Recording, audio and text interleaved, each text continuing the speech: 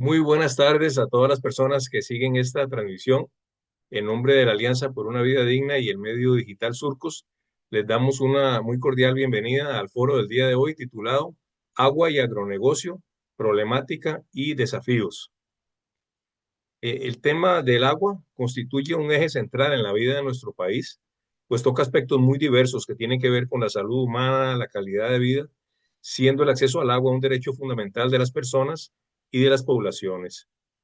También el agua es fundamental para el agro, otros ámbitos de la economía, la biodiversidad y el ambiente en general. Cuando se discuten temas relacionados con el agua, frecuentemente se cae en una perspectiva dominante de carácter tecnocrático. Se habla del agua como un recurso y se dejan de ver las dimensiones sociales y políticas del tema.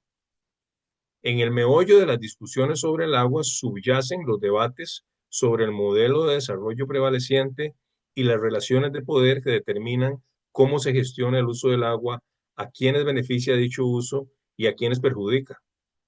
Hace algunos meses en la Alianza por una Vida Digna y Surcos desarrollamos un foro precisamente sobre la problemática del suministro del agua en Atillo y otras comunidades que han sido afectadas por decisiones políticas por parte de las autoridades.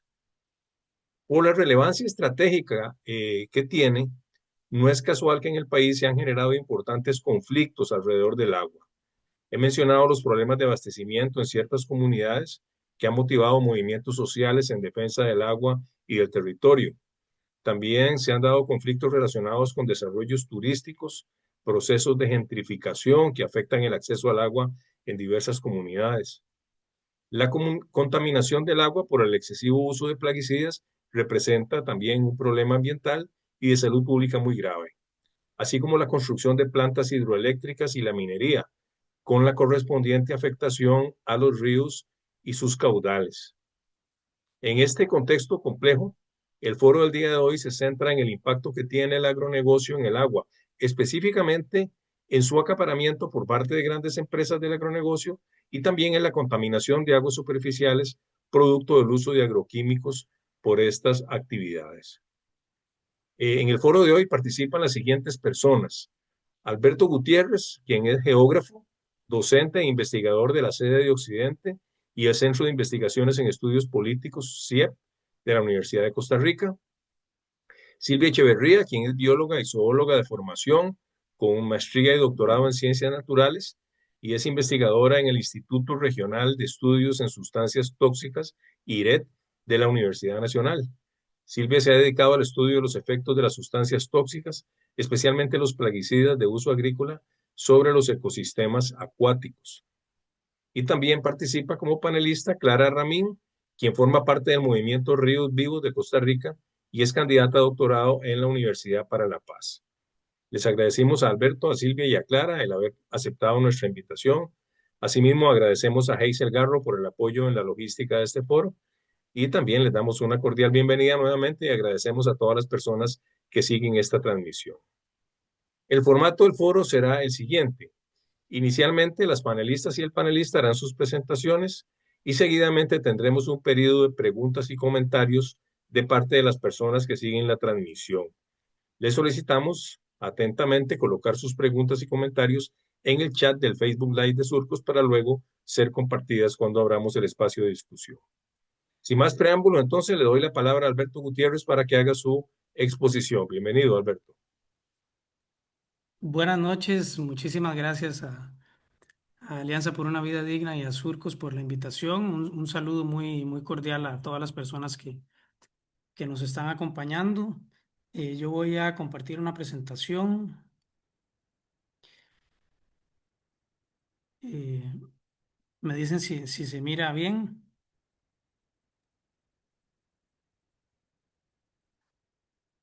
Sí, nada más que hacerla en pantalla completa. Bien. Eh, bueno, lo que yo les quiero compartir hoy tiene que ver con la extracción y el uso del agua en Costa Rica. Y específicamente sobre la política de concesión de aguas, ¿verdad?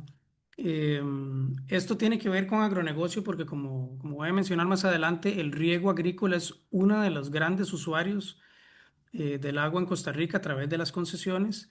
eh, y no solo de uso del agua, sino de acaparamiento, ¿verdad? De un uso a gran escala y que termina excluyendo a otro tipo de usos y usuarios. Mencionar que estas reflexiones que les voy a compartir derivan de un proyecto de investigación que yo estoy desarrollando actualmente en el CIEP de la UCR, el Centro de Investigación y Estudios Políticos. Em, bueno, como punto de partida, en Costa Rica el agua es un bien de dominio público, esto está definido por ley, tanto la ley de aguas como otras leyes conexas, como por ejemplo el Código de Minería y la Ley Orgánica del Ambiente. No obstante, existe esta figura llamada concesión, que es como el mecanismo jurídico formal mediante el cual el Estado autoriza su aprovechamiento y explotación para fines particulares. Un beneficiario de una concesión puede ser un actor público o privado, y de hecho en su gran mayoría son actores privados. En este caso la entidad encargada de regular y administrar las concesiones es la Dirección de Agua del Ministerio de Ambiente y Energía. Y específicamente la política de concesiones fue instituida, la política que está vigente, a través de un decreto ejecutivo, el decreto número 32.868, titulado Canon por Concepto de Aprovechamiento de Aguas, el cual fue aprobado y está vigente desde 2006. Este decreto, uno de sus, digamos, de sus elementos conceptuales más importantes es que incorpora el principio del valor económico del agua, y esto a su vez fue consagrado en la Conferencia de Dublín de 1992, que es considerada como un marco internacional del ambientalismo de mercado, de los principios del ambientalismo de mercado en la gestión del agua. En este caso, el canon es esta figura o este instrumento económico para la regulación y la administración de las concesiones. En el decreto se establece, ¿verdad?, con detalle, por ejemplo, los diferentes tipos de uso del agua y los respectivos cánones, ¿verdad?, el valor económico a pagar según sea el tipo de uso, los diferentes tipos de uso varía. Por ejemplo, también hay un canon distinto según si es agua superficial o subterránea la que se está explotando, etcétera. Eh, y otra cosa que es importante mencionar es que este canon de uso del agua es el denominado canon de aprovechamiento, y hay otro canon diferente que está regulado por otro decreto, el decreto 42.128, que es el canon por vertidos, que es básicamente por residuos, ¿verdad? O contaminantes que se vierten en los cuerpos de agua. En este caso estamos hablando específicamente del canon de aprovechamiento, ¿verdad? Que refiere a la extracción y el uso del agua. Y algo sumamente interesante que me encontré en esta investigación es que más allá del decreto, de describir lo que el decreto establece, eh, resulta más interesante ver, digamos, el contexto en el cual este decreto fue implementado y fue aprobado. Y resulta que el decreto que finalmente fue aprobado en 2006 fue la culminación de un largo proceso de negociación, o mejor dicho, concertación política, que inició 3 años antes, en 2003. En 2013, la Dirección de Agua publica y somete a consideración un primer borrador de lo que sería el decreto, y este enfrentó fuerte oposición del lobby empresarial, de las grandes cámaras empresariales de este país, específicamente del agronegocio, a través de la Cámara Nacional de Agricultura y Agroindustria, y de la generación eléctrica privada a través de la ACOPE, la Asociación Costarricense de Productores de Energía. Y básicamente eh, estas cámaras empresariales se oponían porque la propuesta elevaba, digamos, o establecía valores económicos por el uso del agua, y argumentaban que iba a afectar la rentabilidad de sus actividades. Entonces, a raíz de estas negociaciones, logran bajar notablemente, o sea, es un cambio muy, muy significativo entre la propuesta inicialmente planteada, ¿verdad?, de los cánones de agua, y la versión que finalmente fue aprobada. Como podemos ver en estos cuadros. Esto yo lo extraje de un documento de la Dirección de Agua de Minay que fue publicado en 2016, precisamente en conmemoración de los 10 años de esta política. Y aquí en los cuadritos verdes era la propuesta inicial de cánones de agua, según los diferentes tipos de uso. Y aquí quisiera llamar la atención a estos dos usos, el agropecuario, que aquí incluye riego, y el hidroeléctrico, que pasaron de 2,29 colones por metro cúbico y 2,27 a, estos son los valores que finalmente se aprobaron y que están vigentes, 1,29 colones por metro cúbico agropecuario, que incluye riego, y 0,12 colones por metro cúbico para fuerza hidráulica, que es lo mismo que hidroeléctrico, ¿verdad? Uso, explotación de agua para generar energía eléctrica. Y en este punto uno podría decir que en Costa Rica tenemos un sistema tarifario de agua, específicamente en las concesiones, que es regresivo, porque eh, cuanto más agua se consume, menos pagan los usuarios, ¿verdad? Entonces, esto fue lo que finalmente se aprobó y que está vigente hasta el día de hoy. Em, Aquí podemos ver, estos son datos también oficiales de la Dirección de Agua, los diferentes tipos de uso y el volumen de agua que consume cada uno. Y aquí, como se puede ver, hay un rubro que es fuerza hidráulica o producción hidroeléctrica, que es el que domina con muchísima diferencia sobre las demás.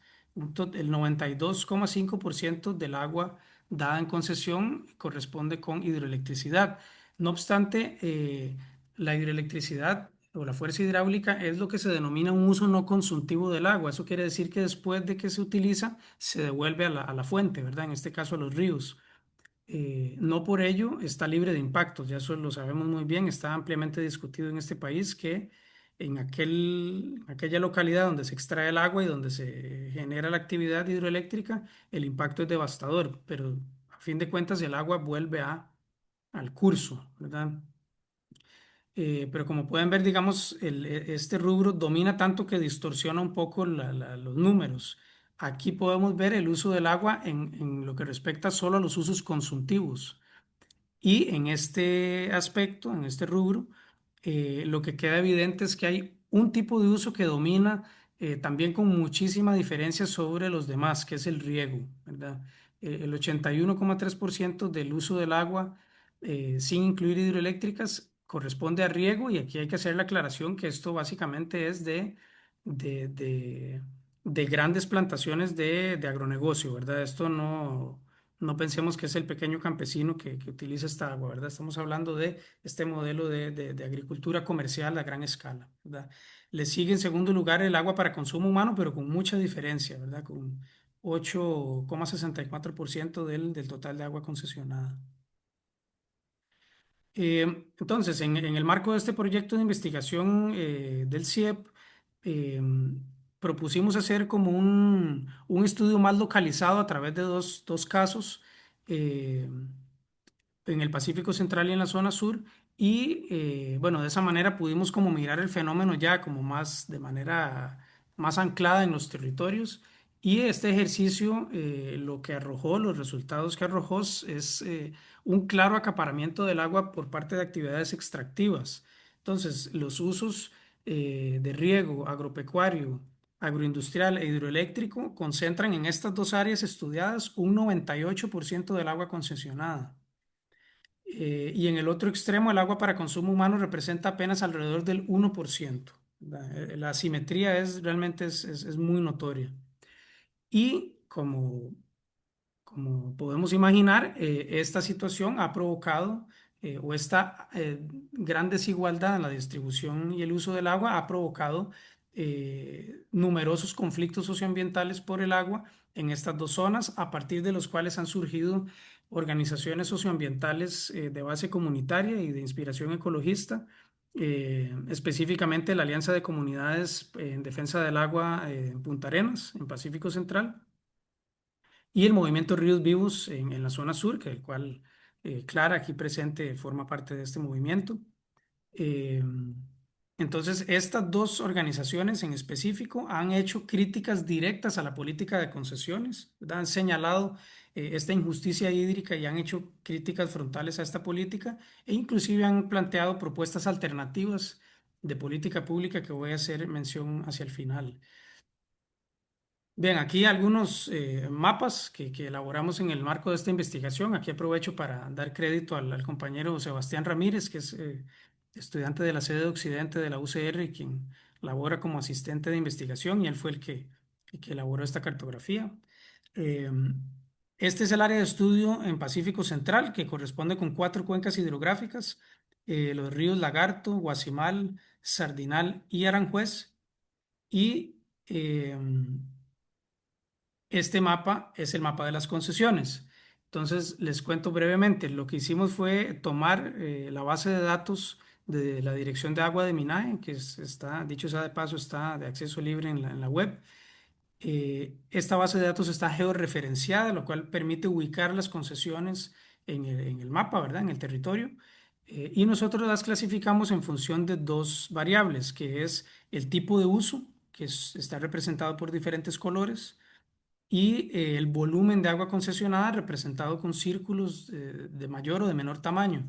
Y aquí resulta evidente que es sobre todo eh, este uso agropecuario y agroindustrial, que aquí incluye desde luego el riego, el que acapara la mayor cantidad de agua, sobre todo en la parte baja, ¿verdad? Que en el cual hay presencia de grandes monocultivos comerciales y sus respectivas agroindustrias. Hay caña, hay palma, hay piña y hay también algodón, ¿verdad? Em, los puntos azules corresponden con tomas de agua para concesiones de agua para consumo humano y como podemos ver son bastantes, pero son mucho más pequeñas en volumen. Y este es el área de estudio en la zona sur, que abarca tres subcuencas que forman parte de la cuenca del Río Grande de Terra, que son las de los ríos San Pedro Unión, Convento y Sonador y Volcán. Esto está entre Pérez Celedón y Buenos Aires. Y el mapa de concesiones revela la misma tendencia, ¿verdad? Un fuerte acaparamiento de concesiones de agua para riego, ¿verdad? Para agronegocios. Aquí lo que domina es piña, ¿verdad? Que aquí está con fuerte presencia la empresa Pindeco, que es subsidiaria del Monte, y también caña de azúcar, más hacia Pérez Celedón. Aquí una nota curiosa, este gran punto anaranjado, que es una concesión hidroeléctrica, corresponde con el proyecto hidroeléctrico San Rafael, que finalmente fue detenido por la lucha de Ríos Vivos, ¿verdad? Y sobre este punto también es importante mencionar que específicamente en la subcuenca del río Volcán, el 98% del agua concesionada es de Pindeco, ¿verdad? Y de hecho, Pindeco ha sido identificado como el sujeto privado que tiene más concesiones de agua a nivel nacional en toda Costa Rica. Estas son imágenes tomadas en trabajo de campo. Esta es una de las tomas de agua de Pindeco en el río Volcán. Esta es una de las más grandes que tienen. Son una concesión de 525 litros por segundo. Y aquí podemos ver la infraestructura, ¿no? La toma de agua y luego la tubería, cual la llevan a las diferentes fincas, ¿no? Esto sobre todo en el verano, ¿verdad? En la época que no hay precipitación. Y bueno, como ya mencionaba, desde las organizaciones socioambientales, específicamente la Alianza de Punta Arenas y Ríos Vivos, se han hecho muy fuertes críticas a la política de concesiones, eh, al considerar que esta crea las condiciones perfectas para el acaparamiento del agua. Y en concreto se han señalado que hay como dos elementos de la política vigente que favorecen este acaparamiento. En primer lugar, los valores económicos extremadamente bajos que pagan los concesionarios, ¿verdad? Los valores del canon. Y en segundo lugar, la posibilidad legal que existe en este país, que eso es algo realmente, yo diría inclusive absurdo, de explotar hasta el 90% de los caudales de los ríos, ¿verdad? Entonces, estos dos elementos combinados crean ese escenario que favorece el acaparamiento y, por consiguiente, para otros actores, la escasez, ¿verdad? Una escasez artificialmente producida. Este asunto inclusive se realizó hace algunos años, en 2018, un encuentro específicamente para discutir este asunto, el Encuentro Ecologista sobre Concesiones de Agua. Y a partir de este encuentro se lanzó una campaña que se denominó la campaña contra la mala gobernanza de agua. Esto fue una manera como de desafiar una política pública denominada el Mecanismo Nacional de Gobernanza del Agua, que había sido lanzado un par de años antes. Entonces, en alusión a esa política, se lanzó esta campaña en 2018. Este, Este es el afiche de este encuentro, el cual yo tuve la oportunidad de participar en aquel entonces, eh, y también el logo de esta campaña, ¿no? Contra la mala gobernanza del agua. En el marco de este encuentro se realizó una publicación escrita que tengo aquí en la mano y voy a citar un fragmento de esta publicación porque me parece sumamente elocuente, ¿verdad? Yo creo que resume muy bien lo que estoy exponiendo. Dice así: las concesiones son mecanismos privativos del agua. Los tipos de uso para los que se otorgan son extractivos, por lo que requiere ponerse límites a la explotación de las fuentes de agua, respetando el equilibrio del caudal como ecosistema y regulando también las actividades que alteran el territorio y, por tanto, las aguas existentes en las cuencas. Mientras haya una combinación entre la permisividad de concentrar hasta el 90% del agua en una misma concesión y, como pudimos ver, ofrecer el agua a bajísimo costo, no se logrará nunca presionar a las grandes empresas que hagan un uso racional del agua. Para algo participaron en la reglamentación de los precios actuales, para asegurar su modelo de privatización. Entonces, creo que este extracto es realmente muy contundente, ¿verdad? Y hace referencia a estos elementos que les venía mencionando. Ahora bien, esto del 90% del caudal, quizás se preguntarán de dónde salió eso, y eso es, digamos, eh, viene de un paradigma de políticas públicas impulsado del Banco Mundial a partir de los años 90, llamado los caudales ambientales. Y es esta idea o este paradigma básicamente es que se puede explotar hasta un 90% de los caudales y el 10% restante es el mal llamado caudal ambiental, que supuestamente es suficiente para garantizar las necesidades sociales y la salud de los ecosistemas, ¿verdad? Realmente uno se pregunta de bajo cuáles criterios es que definieron eso, ¿verdad? Eh, en estos años se han hecho varios intentos de negociación con las autoridades y se solicitó, se le consultó a Dirección de Agua que de dónde había salido eso de los caudales ambientales, y en una respuesta que está documentada en un oficio, en este que ven aquí, el DA 164 de 2015, lo que indican es que la política de concesiones está basada en una consultoría de 1994 titulado Caudales de restitución en Costa Rica, recomendaciones para su estimación, el cual hasta el momento no hemos logrado tener acceso a este documento, ¿verdad? Y algo que es sumamente importante y que quiero aquí, digamos, mencionar públicamente es que las organizaciones socioambientales y el movimiento ecologista no solamente ha hecho críticas a la política vigente, sino que ha hecho propuestas de política pública, ¿verdad? Muy serias, muy bien fundamentadas, a través de mucho estudio y de mucha información recabada, que desgraciadamente no han sido tomadas en cuenta. Y aquí creo que es fundamental el trabajo de Dani Villalobos, que es un compañero de la Alianza de Punta Arenas.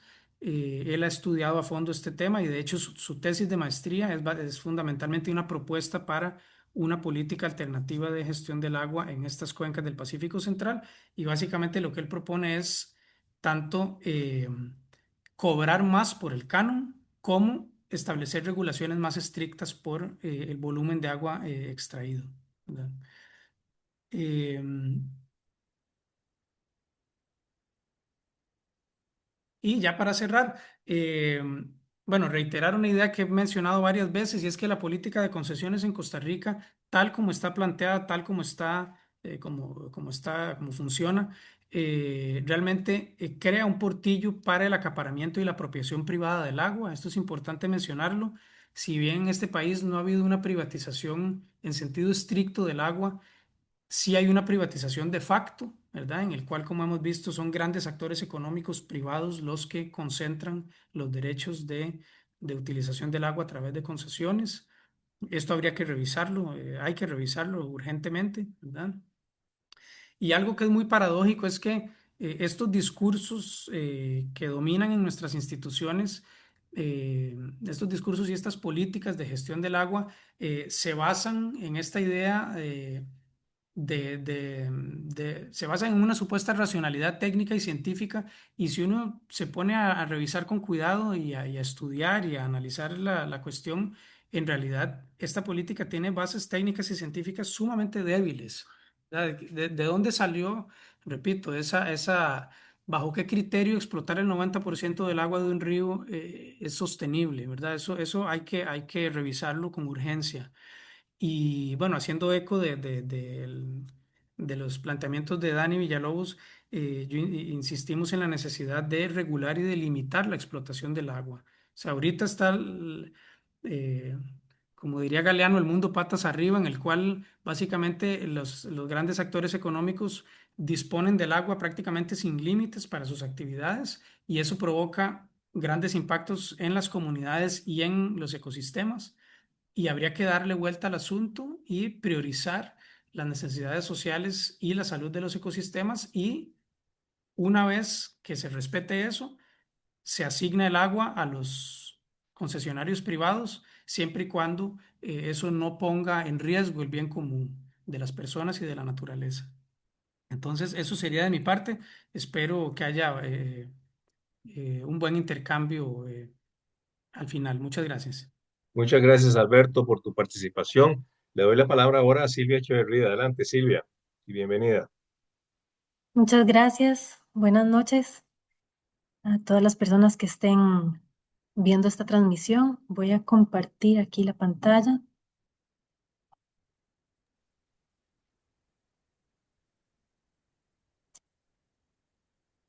Igualmente, por favor, me indican si se está proyectando Si se está viendo, correctamente. solo que hacerla en pantalla completa. Eso, perfecto.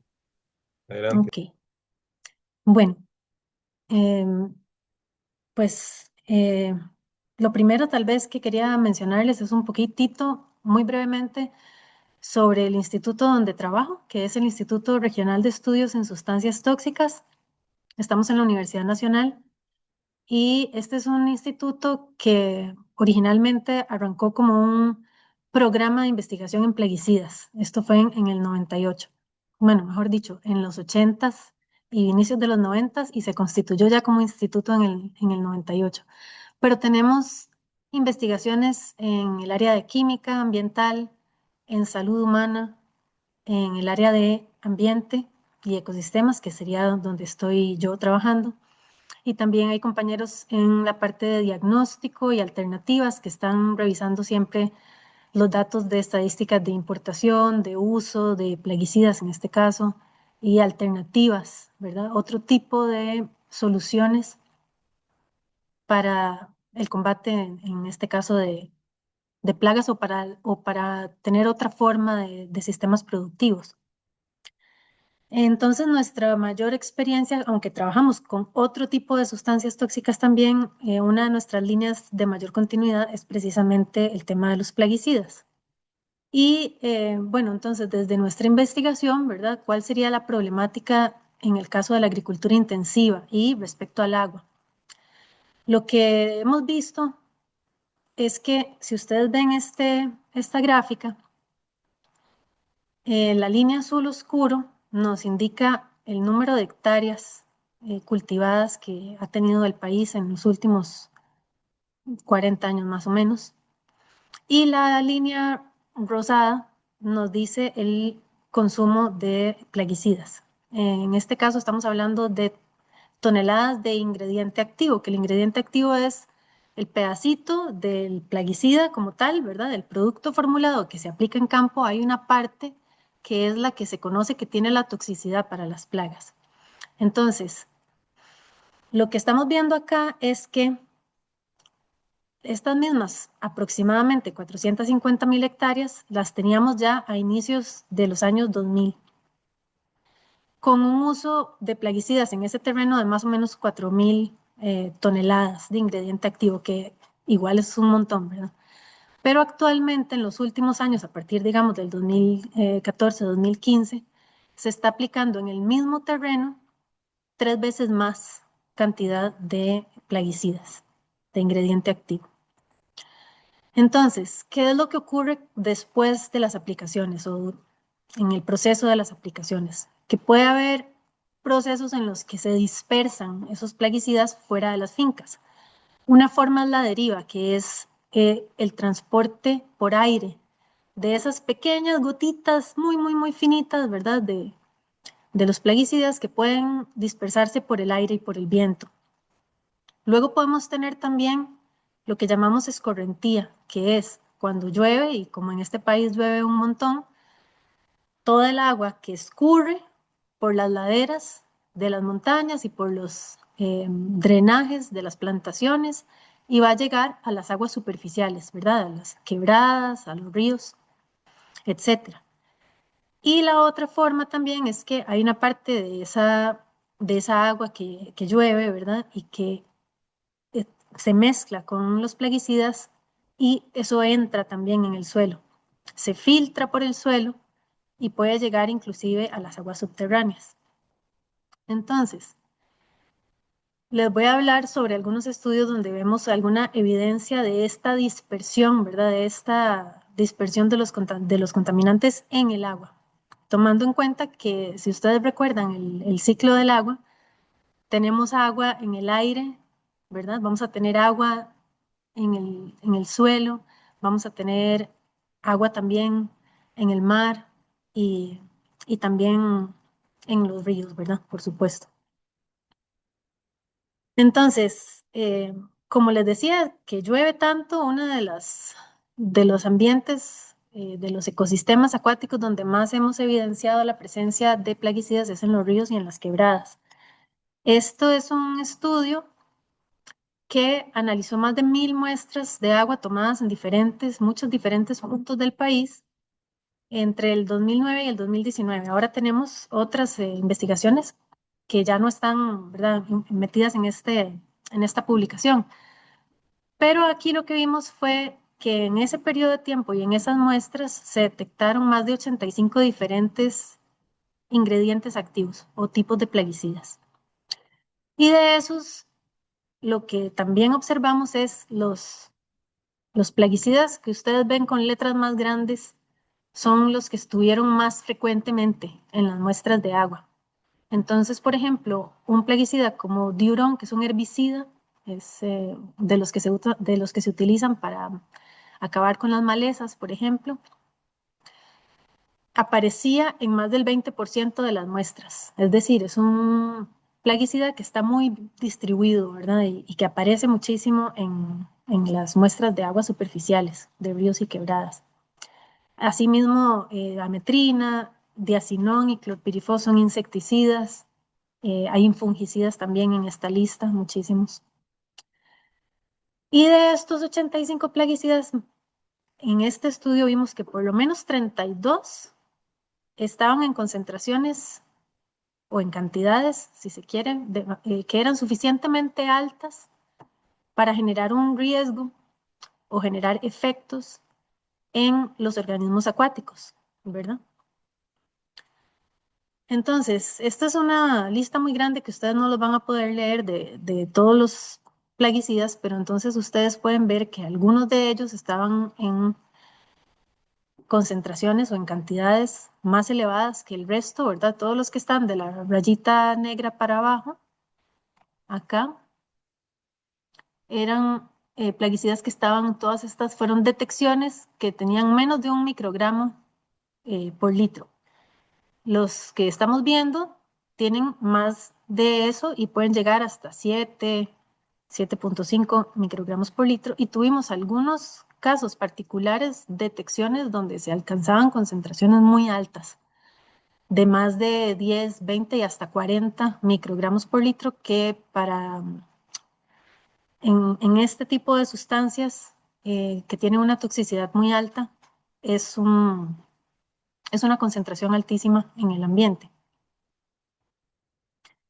Y el otro tema que es interesante de abordar aquí es que muchas veces estos plaguicidas que estamos detectando en el agua no se detectan solos, no es como que en una muestra se detectó diurón y en otra se detectó hexacinona, sino que estamos viendo que la gran mayoría de las muestras de agua contienen más de 5, por lo menos más de 5 diferentes plaguicidas. Entonces se hace un estudio donde se observó cuál podría ser el riesgo de esa mezcla de sustancias y vimos que en todas las regiones del país, al menos algunas de las muestras tenían un riesgo entre moderado y alto.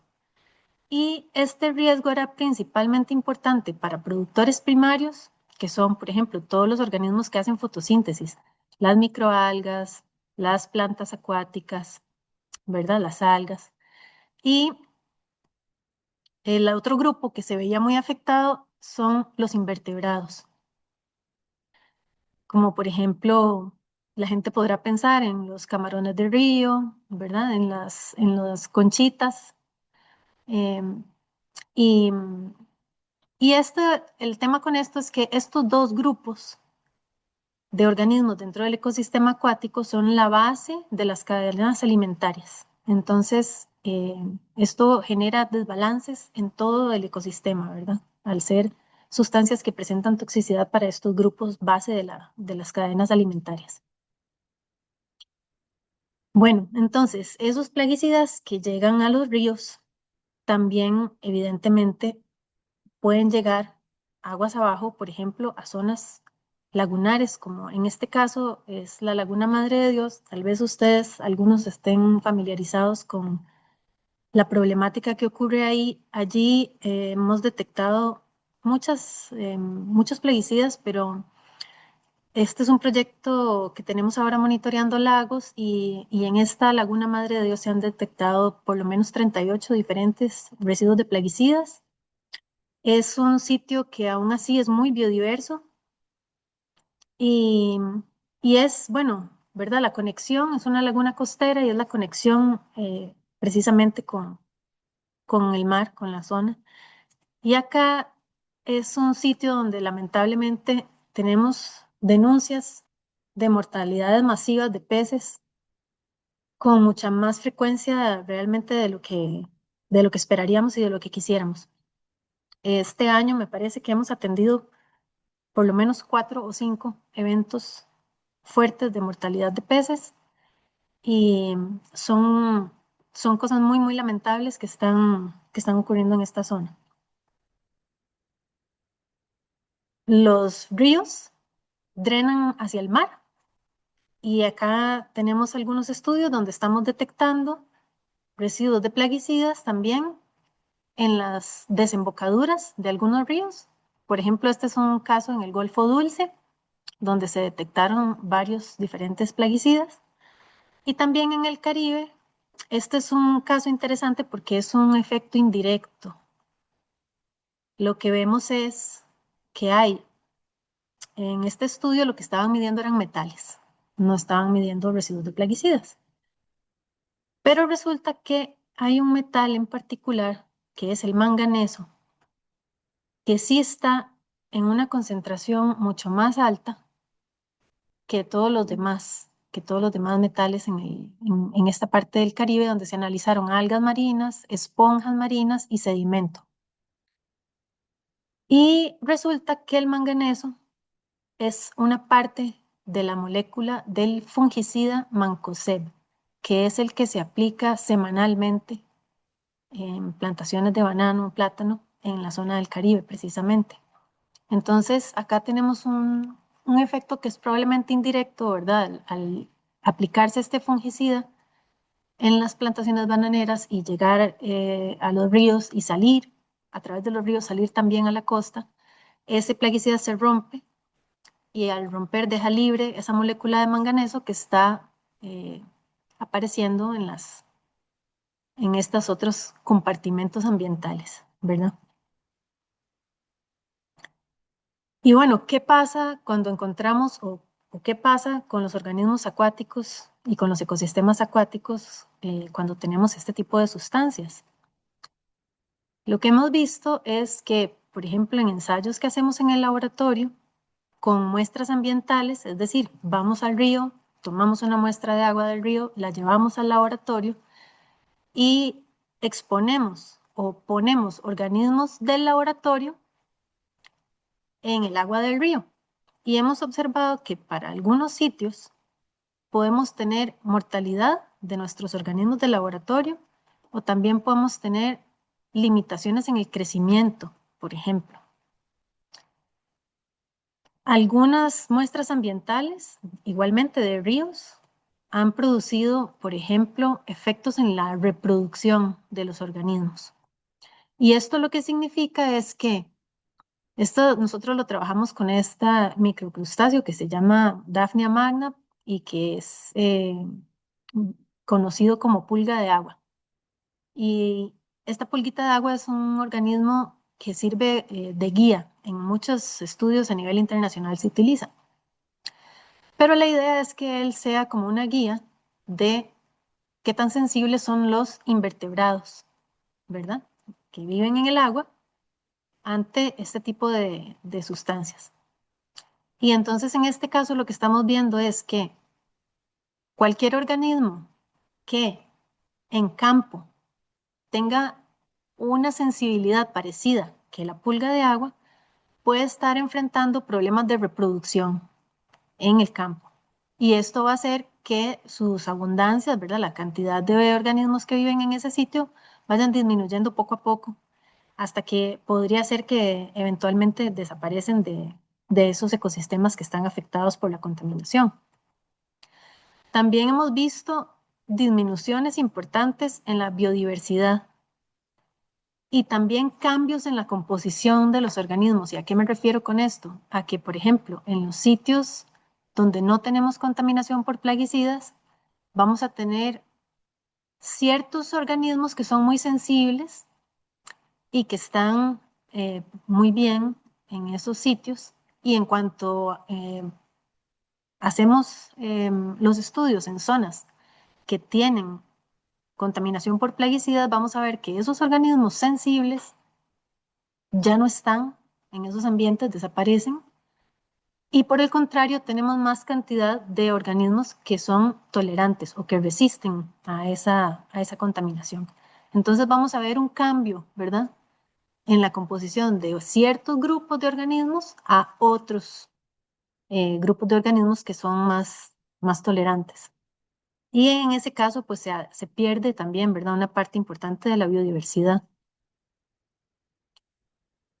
La otra cosa que hemos observado, y es interesante también en este caso, eh, tal vez el compañero, ¿verdad? Acaba de exponer también sobre la cuenca del río Volcán. Este estudio precisamente lo hicimos en la cuenca del río Volcán. Y hay una zona, aquí donde ustedes ven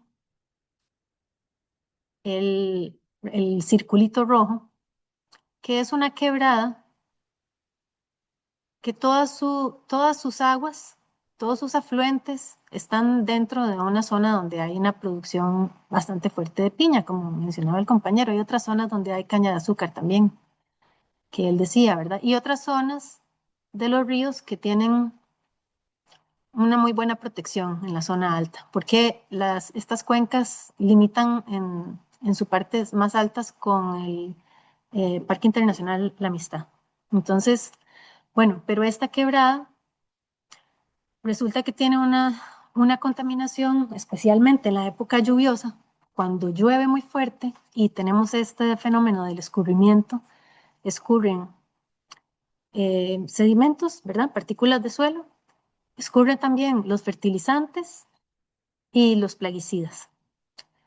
Y lo que hemos visto es que principalmente en la época lluviosa ocurre que se pierde prácticamente toda la diversidad en esa quebrada.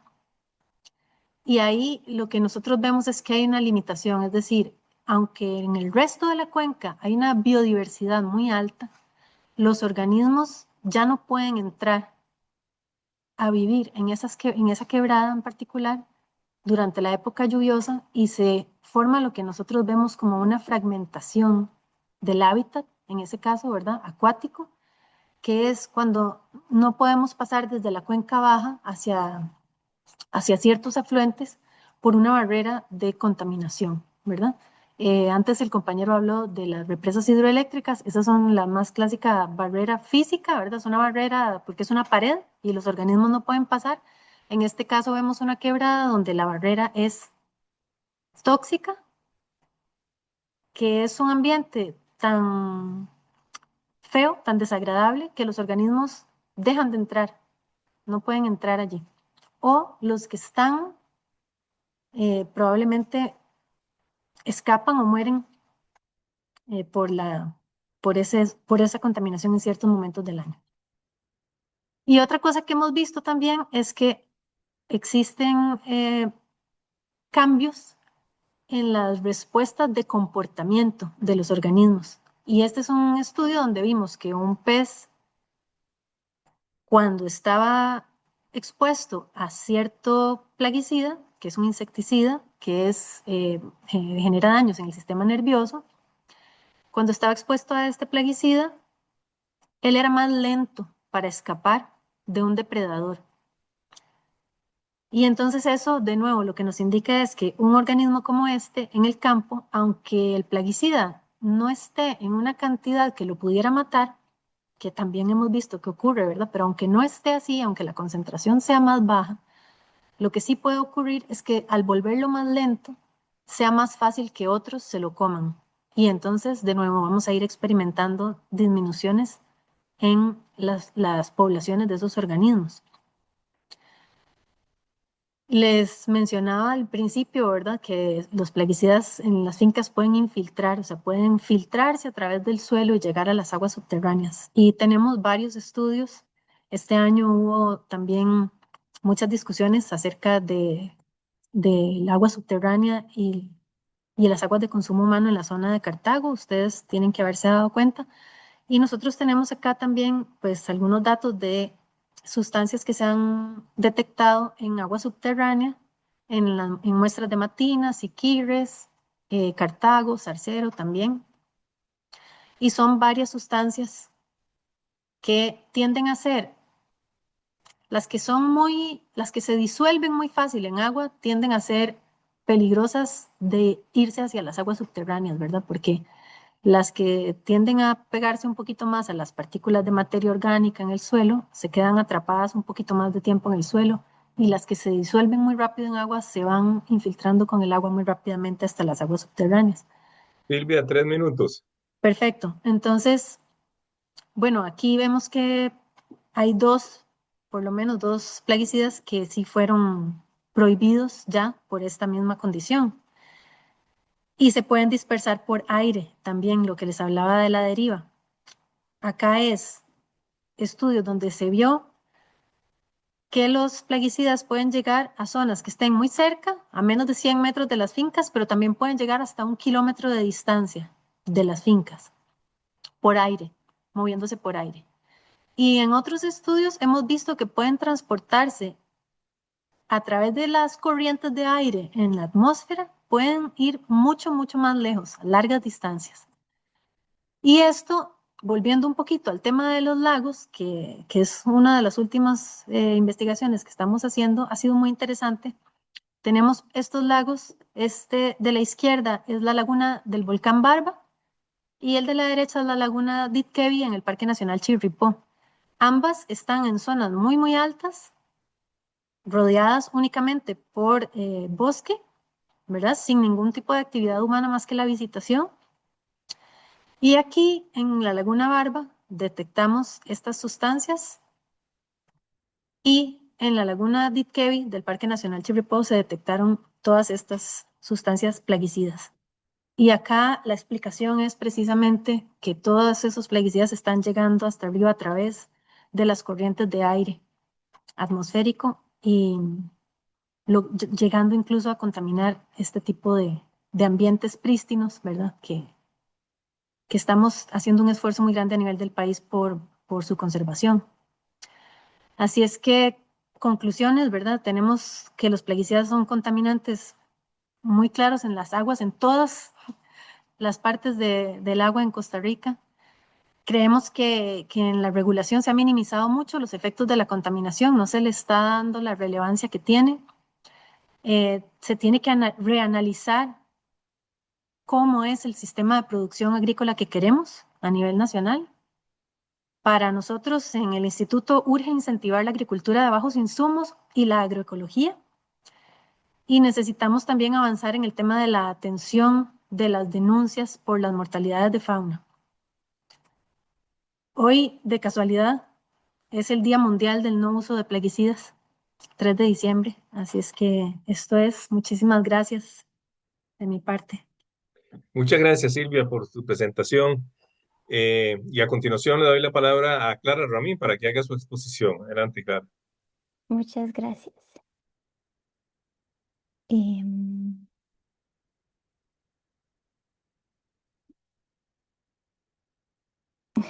voy.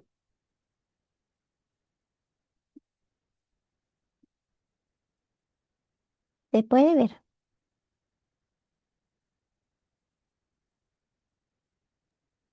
Sí, se ve bien. Ok, listo. Muchas gracias. Em, bueno, buenas noches. Em, bueno, primero que nada, muchas gracias por la invitación y la organización de este foro y también a los panelistas anteriores por sus excelentes aportes. También gracias a todas las personas presentes hoy. Para mí es un gran honor ser parte de este espacio. Mi parte del foro se trata específicamente del Cantón de Buenos Aires en Punta Arenas. Y me gusta empezar invitándoles a recordar unas últimas veces que ustedes han pasado, que estuvieron cerca de un río y preguntarles qué vieron, qué sintieron, qué escucharon. em, y que piensen un momento si ese río pudiera hablar, ¿qué les diría? Y yo comienzo aquí porque creo que la forma como vemos, convivimos y defendemos los ríos es un punto de partida muy clave para imaginar y soñar futuros distintos y un poco más justos, ¿no? Y para encontrar soluciones a esas crisis tan graves que también acaban de exponer y las crisis en las que nos ha metido el capitalismo y el poder corporativo. Mi nombre es Clara, soy de Alemania, de una ciudad muy industrial, como pueden ver en esa foto, está muy marcada por la producción de acero, la minería y donde confluyen también dos grandes ríos que se llama el Rin y el Ruhr. Y llegué por primera vez a Costa Rica hace 14 años, directo a la comunidad rural Longomai, en el cantón de Buenos Aires. Y bueno, pueden imaginarse que fue un cambio enorme para mí, ¿no? Y uno de los recuerdos más fuertes que tengo es lo impresionada que estaba al darme cuenta no solo lo diferente que se veían los ríos, sino también los roles tan distintos que tienen en las comunidades. En Longomay yo entendí que los ríos no son solo infraestructura, sino también que son parte fundamental de la comunidad, son vida, son identidad y resistencia. Y comparto eso porque para mí es importante decir de este donde hablo, ¿no? De un profundo respeto hacia las comunidades de este país y de la zona sur y con el deseo de aportar a las luchas por la defensa comunitaria del agua. Y hoy estoy muy contenta de poder vivir todavía por estos lados y ser parte de Ríos Vivos, que es un movimiento de personas muy comprometidas que defienden los ríos libres, el acceso al agua y la justicia ambiental. Y ese compromiso comunitario junto con mi trabajo académico es lo que también impulsa mi investigación de doctorado, donde hablo con diversas comunidades aquí en la zona sur sobre posibilidades de fortalecer la defensa de los ríos desde la gestión comunitaria. Y precisamente también de esa experiencia vengo a hablar del control corporativo del agua en Buenos Aires, especialmente por parte de la compañía Del Monte y su filial Pindeco. Tal vez para un momento ver el panorama mundial, por qué es importante ese tema, porque en los ríos podemos ver lo que le está pasando al planeta. No es el agua en donde el cambio climático se hace más evidente en las sequías, las inundaciones y la pérdida de caudales. Y son los ríos que nos comunican estos cambios alrededor del planeta.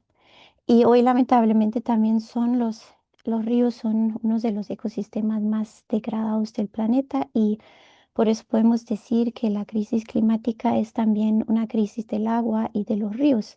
Y no podemos enfrentar una sin entender y atender a la otra. Y como ya escuchamos de los panelistas anteriores, esto no es solo un tema ecológico, sino también es profundamente político, económico y un tema de justicia. Porque podemos ver que hoy los principales usuarios del agua dulce son las corporaciones. Y ellas no solo usan el agua, sino también ahora influyen en las decisiones más importantes sobre la gobernanza de las cuencas alrededor del mundo. En especial es la agroindustria, la energía, la minería y la industria tecnológica que se han convertido en los actores centrales en la gestión del agua. Ellos usan como discursos que escuchamos mucho hoy, que es la seguridad hídrica o water stewardship o colaboración. Y bajo esos discursos las empresas expanden su control. Y pues sí se habla mucho de gobernanza colaborativa, pero en realidad hay muy poca evidencia que nos demuestre que las empresas en realidad reconozcan su propio impacto en las crisis hídricas o que reduzcan sus daños, no los que causan. Em, entonces, más bien podemos ver que se apropian las empresas de conceptos políticos y espacios de decisión y que desplazan prioridades comunitarias y ecológicas. Y esto es muy preocupante y también es algo que podemos ver y observar en la zona sur de Costa Rica, especialmente en el Cantón de Buenos Aires. ¿Y por qué es importante hablar de Buenos Aires? Porque es un territorio que fue transformado profundamente por la agroindustria. Desde los 80, la llegada del Monte y su filial Pindeco impulsó una expansión muy masiva de la piña en el cantón y desplazó a la agricultura familiar que había y la reemplazó entonces por el monocultivo. Y se crearon nuevas variedades y un modelo de producción intensivo en agroquímicos, como ya también hemos escuchado en la anterior presentación. Y el área sembrada por piña aquí creció muy, muy rápido, prácticamente sin control ni regulación.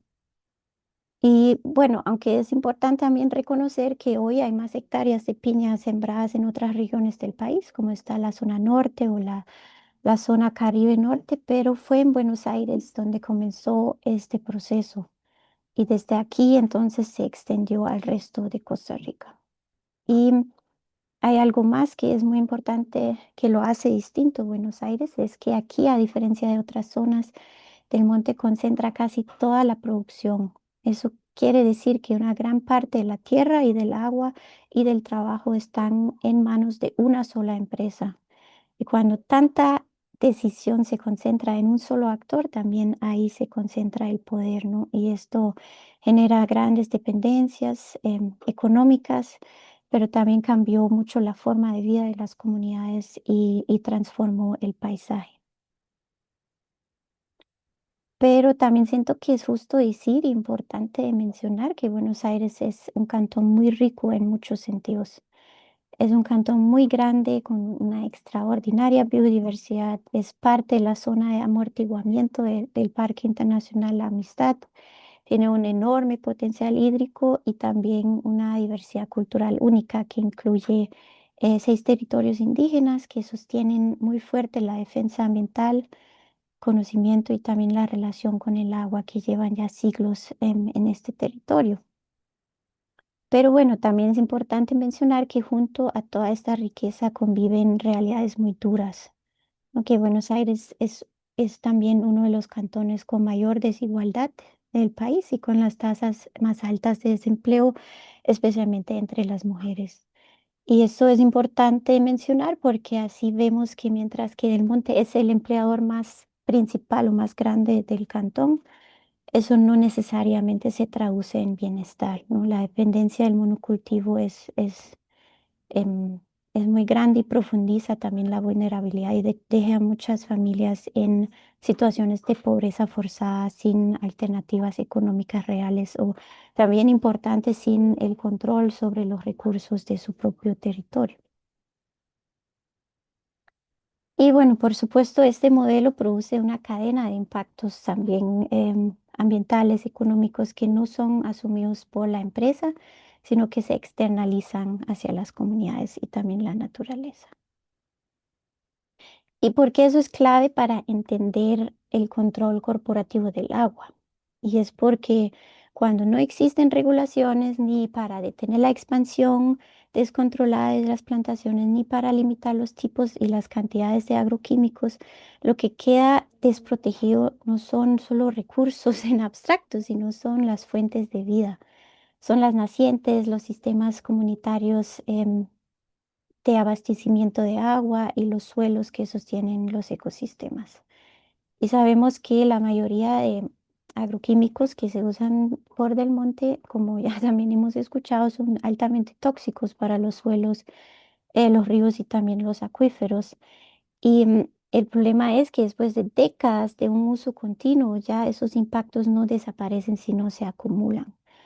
Y entonces cuando hablamos de contaminación, no hablamos solo de un problema ambiental, sino también aquí se redefine quién tiene acceso al agua limpia, quién carga las consecuencias de su degradación.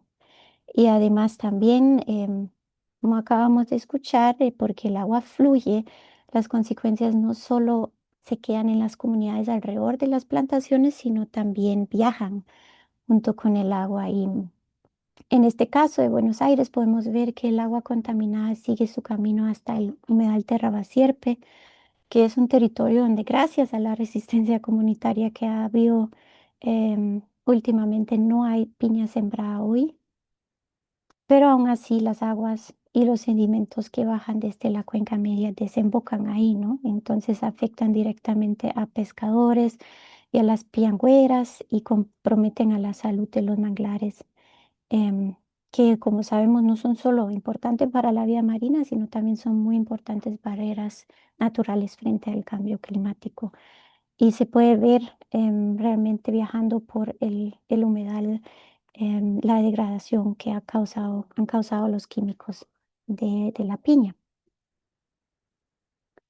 Y un tema que también creo que es muy importante hablar en ese contexto es que tal vez ya en Costa Rica es ya cada vez más conocido el grave problema que causan los pesticidas. Todavía se habla mucho menos del acaparamiento del agua, del que hablaba Alberto al principio, y esto es igual de crítico. Em, en la cuenca del Terraba, la agricultura utiliza la gran mayoría del agua concesionada, mientras ya el consumo humano es realmente muy, muy poco.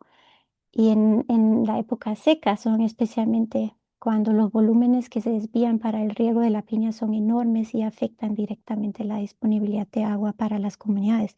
O sea, se puede ver en época seca cómo disminuyen de por sí ya cada año los caudales y pues se puede imaginar que más cuando una empresa desvía cada vez más agua para su riego. Y a pesar de esto, como decía Alberto, la Dirección de Aguas renueva las concesiones, muchas veces sin medir los caudales actuales, o sea, ni siquiera considerando los cambios que han habido por la deforestación, el sobreuso o la crisis climática que estamos enfrentando. Entonces, en Buenos Aires existen concesiones que se siguen basando en datos que son tan antiguos que vienen del año 88, por ejemplo.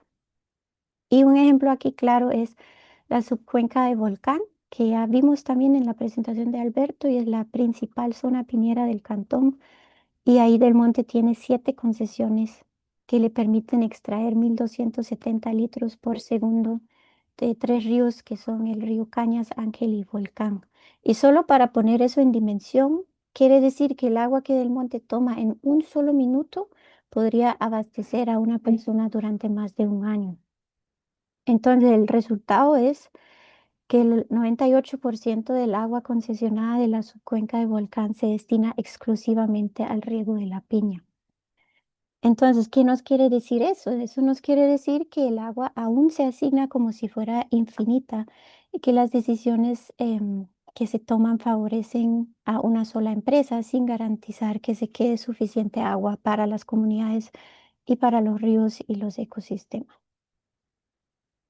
Y pues claro que sí, ha habido resistencia y sigue habiendo. Desde los 90 ha habido resistencia a la sobreextracción de agua en los meses secos y las plantaciones de piña cerca de las nacientes, en las zonas altas. Existió el Frente de Lucha contra la Contaminación de Pindeco y hoy todavía comunidades indígenas y también, por ejemplo, el movimiento Ríos Vivos continúan la defensa, denuncian los daños y proponen alternativas reales a estos problemas. Pero también es importante reconocer que la resistencia es difícil porque hay miedo a represalias laborales por parte de la empresa. Del Monte sigue siendo el mayor empleador del cantón, entonces existen listas negras que pueden perjudicar a las familias enteras de personas que se oponen o que alzan la voz, ¿no? Y hay, como he explicado, una gran dependencia económica. También hay polarización, que muchas personas entendiblemente agradecen el trabajo y los empleos y se identifican también con la empresa. Y a pesar de estos riesgos, comunidades han sido súper claves en detener la expansión de piña, por ejemplo, en áreas protegidas, como ha sido en el humedal Terravasierpe, y también denunciando la contaminación con ciertos químicos y defendiendo los ríos como bienes comunes. Pero, y eso es otro punto muy clave, es que ahora existe un problema adicional, que es la legitimación internacional. Entonces, como si no fuera suficiente, mientras los daños socioambientales, tanto locales y mundiales, continúan aumentando, Del Monte recibe bastantes certificados ambientales y apoyo de iniciativas internacionales. Y esto deslegitima la resistencia que existe, la resistencia comunitaria, y también dificulta señalar los impactos reales. Y el ejemplo más reciente es la alianza entre la GIZ y Del Monte bajo un programa que se llama From Farm to Fork. La GIZ es la Agencia Alemana de Colaboración Internacional, o sea, es responsable de implementar proyectos de desarrollo sostenible alrededor del mundo. Es muy importante para el trabajo internacional de Alemania. Esa alianza promete promover la restauración de paisajes, la reforestación, la educación ambiental, economía local, las soluciones basadas en la naturaleza, net zero, la seguridad alimentaria, o sea, muchos de esos discursos y palabras claves en los discursos ambientales internacionales. Pero desde Ríos Vivos analizamos que en la práctica esta alianza en realidad no aborda las causas estructurales del daño, ¿no? Que es justo lo que venimos hablando, la sobreextracción del agua, la contaminación y la expansión descontrolada del monocultivo. Sino al contrario, lo que hace es buscar asegurar la disponibilidad del agua para la empresa y mejorar la imagen pública climática de Del Monte ante, por ejemplo, los mercados y los inversionistas. Y esto al final presenta a Del Monte como si fuera el actor solucionador de un problema que más bien creó.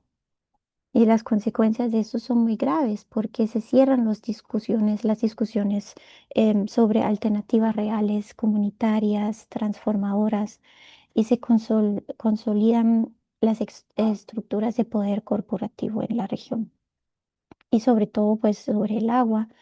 Entonces, al mismo tiempo se reducen esos espacios que buscamos crear, que son espacios más democráticos para las comunidades afectadas que defienden los ríos y la vida. Y finalmente también hay que decir que el involucramiento de la GIZ con Del Monte le da como un sello de legitimidad internacional a las operaciones de la empresa en la región. Y es muy importante recordar en ese contexto que Alemania es uno de los mayores importadores de piña de Costa Rica. Entonces esta alianza también tristemente contribuye incluso a silenciar los pocos procesos de concientización que han existido hasta hoy en Alemania sobre los impactos socioambientales del monocultivo de la piña en Costa Rica.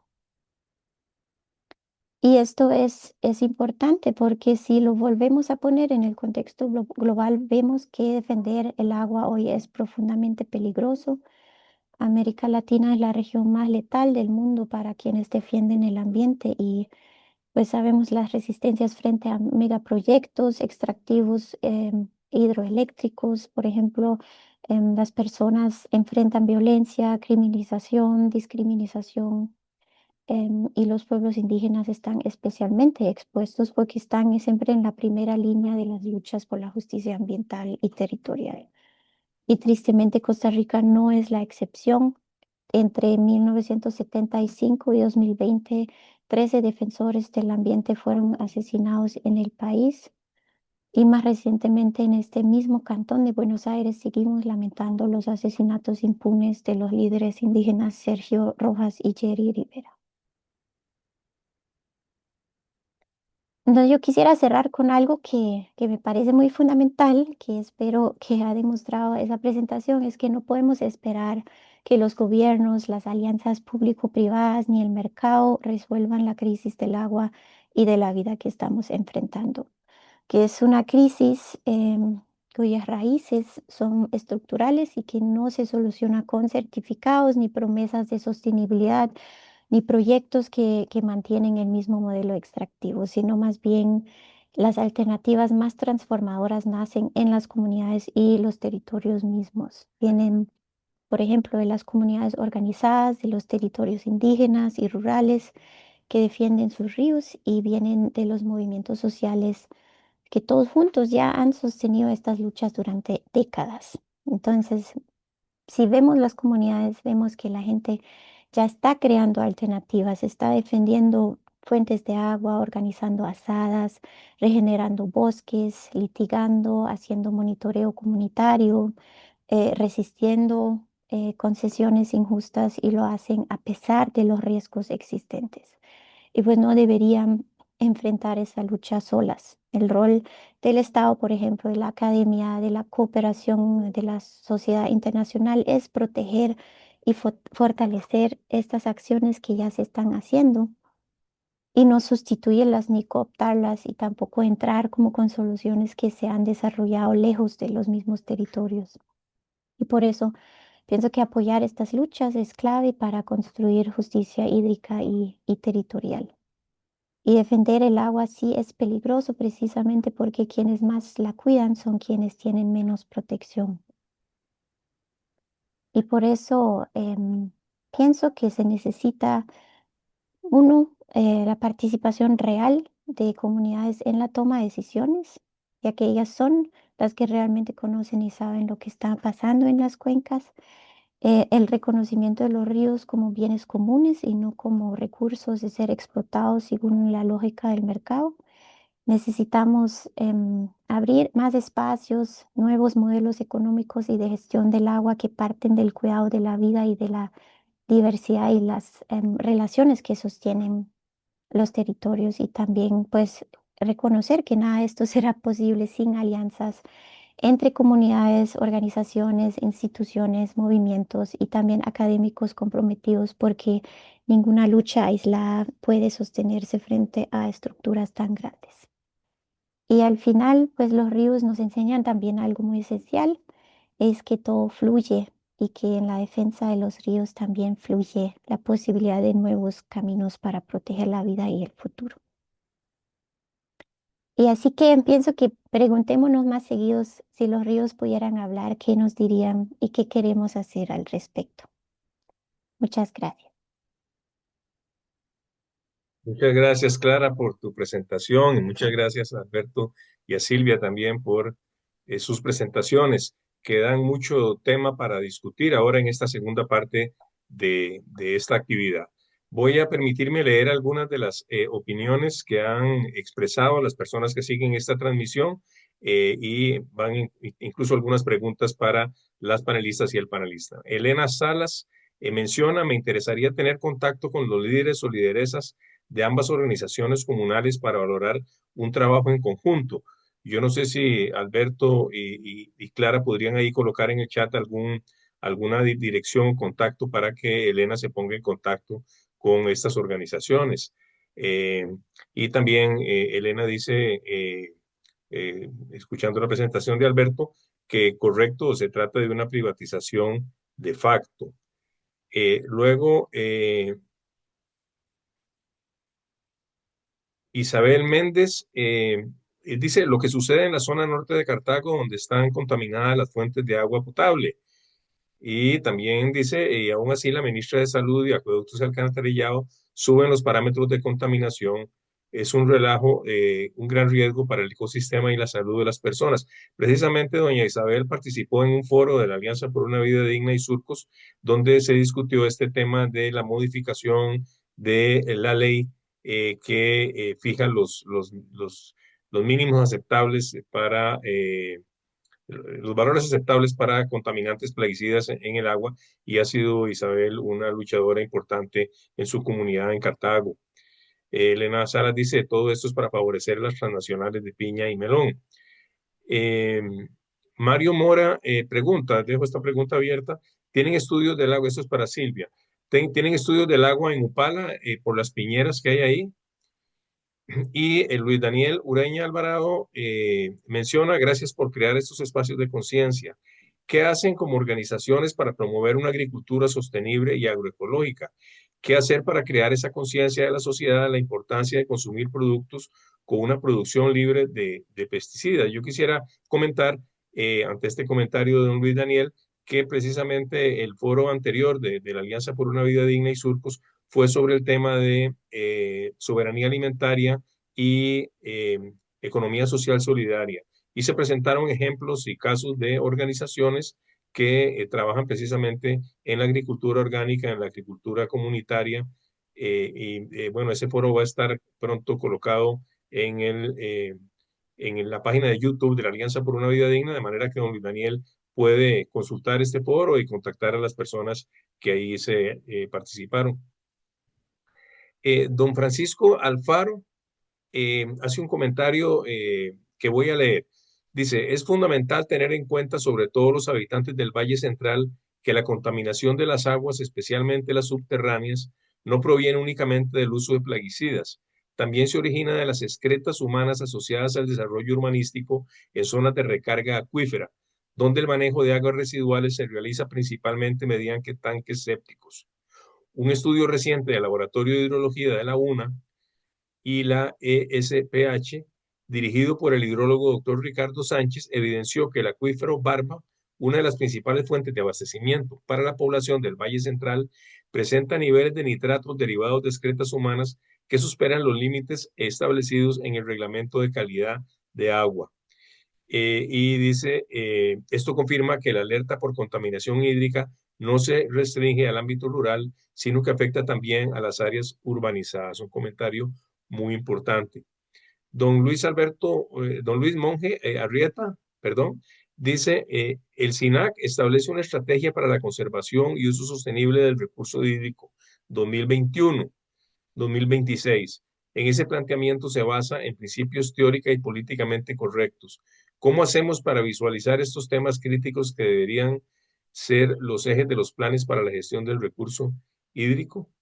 Y Elena Salas comenta, los ríos nos dirían que son vida, respondiendo a la pregunta que hace Clara.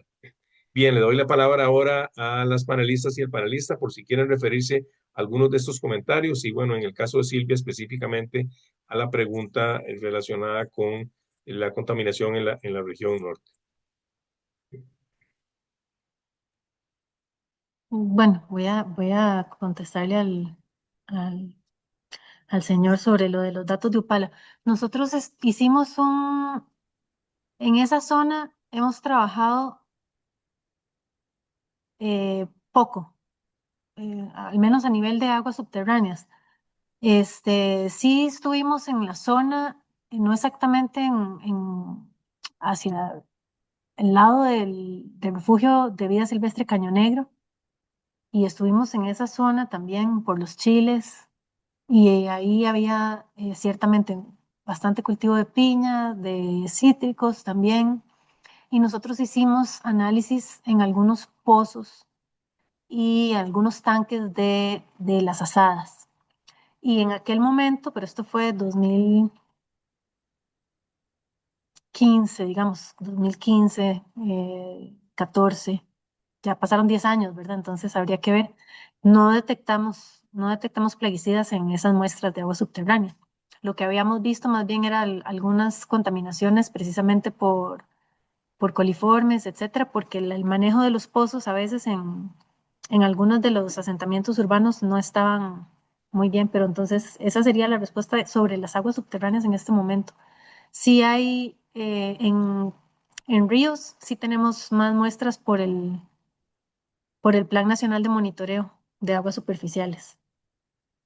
Y tal vez me voy a referir de una vez a la pregunta que hacían sobre qué es lo que estamos haciendo para fomentar la agroecología, por ejemplo, ¿verdad? O las buenas prácticas. Por lo menos en el instituto, en el IRET, sí tenemos compañeros que son agrónomos especializados, gente también en suelo, que se han dedicado mucho a la extensión y Hay algunos proyectos que tienen ya también bastantes años, la compañera Marta Orozco, el compañero Fernando Ramírez, la compañera Rocío Loría también, que han trabajado mucho, ella es antropóloga, y lo que se ha hecho es fomentar ese intercambio con los productores para intentar que tengan mejores prácticas y que se vayan trasladando poco a poco a prácticas agroecológicas. Esos son procesos que son largos, toman bastante tiempo, ¿verdad? Y son intercambios de conocimiento, pero sí, se trabaja activamente en ese tema. Y también nada más como para cerrar la participación mía en las respuestas, lo que estaba comentando el compañero sobre la contaminación de los acuíferos por nitratos, también pueden ser, hay una parte que es humana, hay una parte que es también de los propios fertilizantes de cultivos y la persona que ahorita está haciendo mucha investigación en ese tema con los acuíferos y toda la parte de los contaminantes es Helga Madrigal de, de la Escuela de Ciencias Biológicas, por si quisieran, o sea, si tuvieran interés en también seguir el trabajo de ella, está precisamente en esa línea. Muchas gracias, Silvia.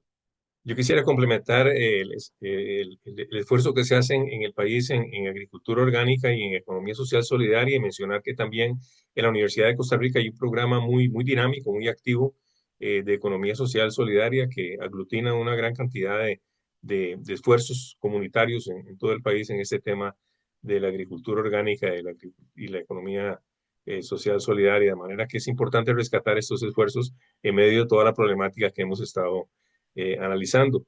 No sé si Clara o Alberto quieren referirse a alguno de los comentarios o preguntas que han hecho.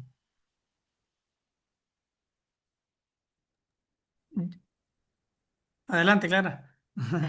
No, yo solo tal vez podría agregar a esa misma pregunta que estábamos contando que, por ejemplo, en muchas comunidades aquí en el Cantón de Buenos Aires, específicamente también en Longomae, se hacen también em, periódicamente ferias solidarias, por ejemplo, que apoyan, ¿no?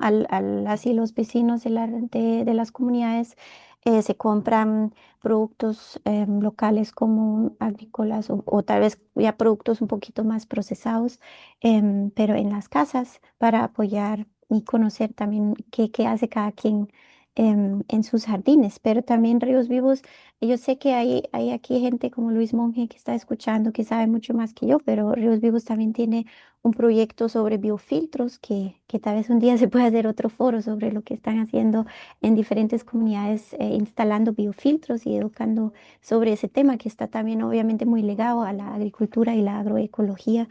Y también pues siempre tratando de tener muchas conversaciones aquí sobre economías diferentes, economías alternativas, solidarias, qué más se puede hacer aparte de lo que ya existe y lo que no nos gusta.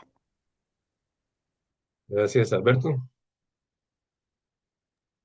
Sí, quisiera referirme a lo que plantea Luis Monge y realmente es una excelente pregunta porque realmente en Costa Rica creo que en términos de legislación ambiental hay legislación muy progresista, ¿no? O sea, que reconoce eh, la cuestión de la sostenibilidad. El problema es que muchas veces hay una distancia gigante entre lo que establece las leyes y lo que en la práctica sucede. Y yo lo resumiría a algo que decía Clara en algún momento en su presentación, de que esta discusión del agua que nos convoca hoy es profundamente política, ¿verdad? Que tiene que ver ante todo con la cuestión del poder, quién tiene el poder de, de hacer, de hacer valer sus intereses, ¿verdad? Y quién no.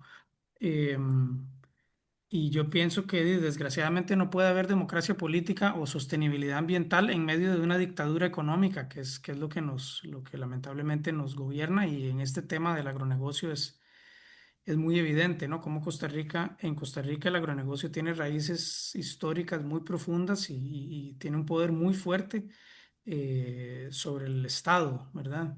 Y una presencia territorial muy extendida.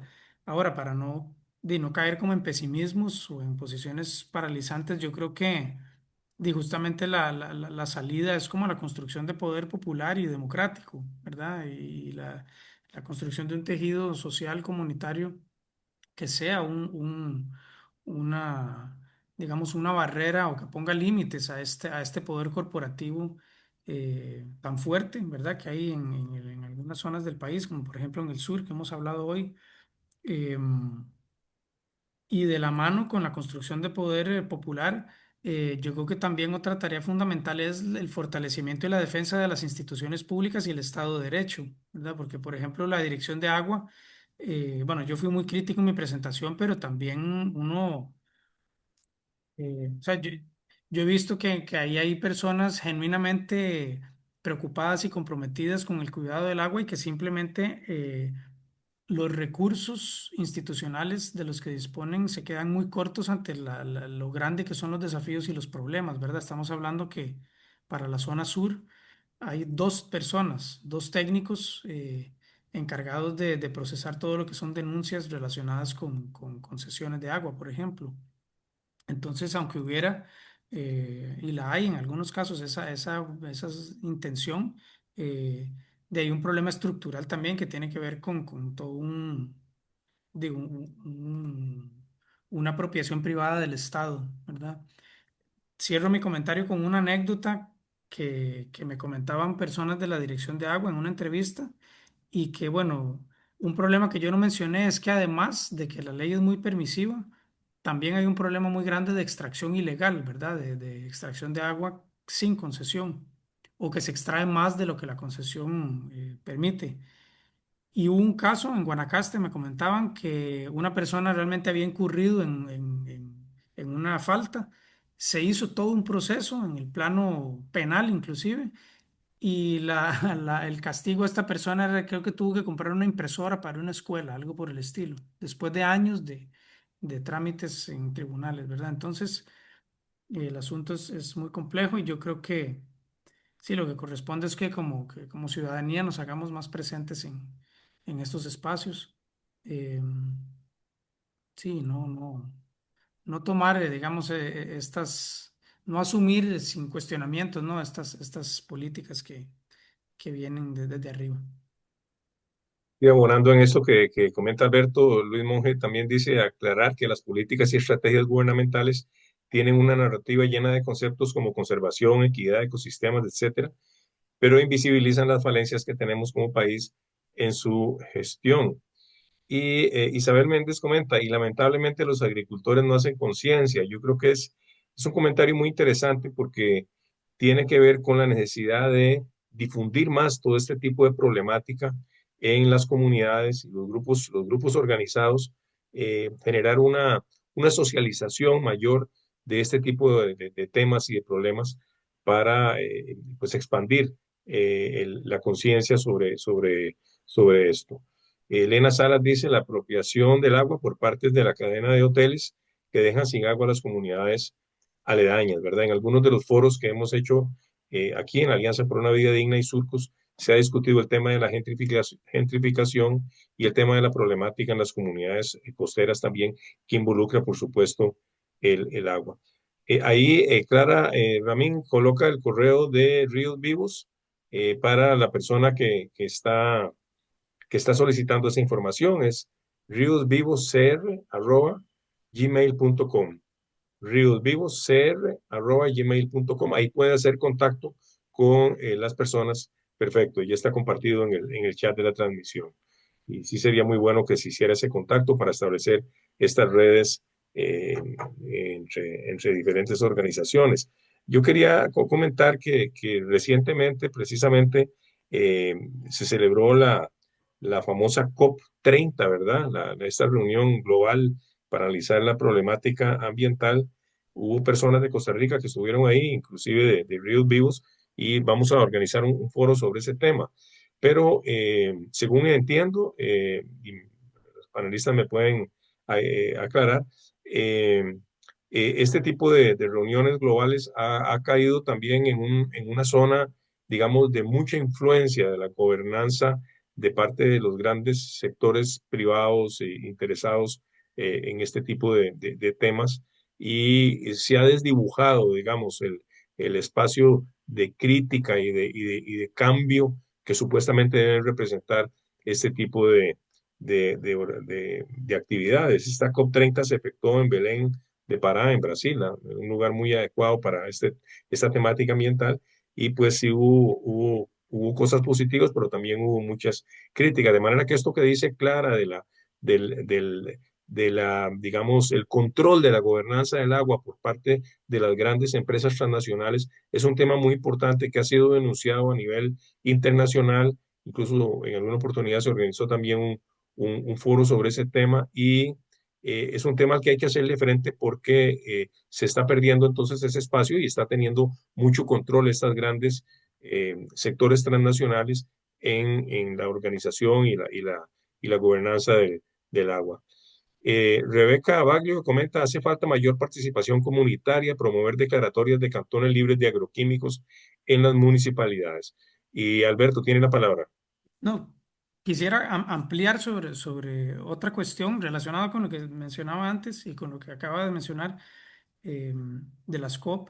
Yo creo que otra tarea fundamental es justamente lo que nos convoca en este tipo de espacios y es la dimensión epistémica, ¿verdad? O intelectual, que aclare ese intelectual no solamente de las personas académicas o universitarias, ¿verdad? Sino la cuestión de la construcción de conocimientos y disputar las narrativas, ¿verdad? Dominantes que hay en relación, en este caso, de la gestión del agua. Eh, Me pareció muy importante lo que mencionaba Clara de que el poder corporativo termina marcando la cancha y definiendo los términos del debate. Yo les comparto de una experiencia que ahora a medio año estuve en un foro que organizó Dirección de Agua, un foro regional en Pérez Celedón, de la zona sur, y digamos, uno valora las buenas intenciones detrás de organizar un espacio como este. Sin embargo, es impresionante que en ese foro, hablando de agua en la zona sur, no se habló en ningún momento del monocultivo de la piña como un problema regional. Y ahí estaba presente Pindeco, ¿verdad? Entonces, es muy serio, digamos, esta cooptación de los espacios que ya no son tan democráticos, y yo creo que sí, que esa dimensión epistémica es fundamental, y la construcción de conocimientos y la disputa de las narrativas dominantes, ¿verdad? Aquí hay otro comentario de Luis Daniel Ureña que dice, el primer paso para la reducción del uso de agroquímicos es trabajar en la recuperación del suelo. Cuando se habla de altos residuos de Mancosed, ¿será falta de información? Porque ya existen productos biológicos que podría sustituir el uso de Mancosed y con resultados más eficientes. Aprovechando este comentario de Luis Daniel Ureña, yo quisiera hacerle una pregunta a Silvia, porque el año pasado la Academia Nacional de Ciencias organizó un foro sobre este tema de los plaguicidas y su impacto en la salud humana y la salud del ambiente, en el cual Silvia participó junto con otras compañeras y compañeros del IRET, y también un exministro de Agricultura y una señora diputada.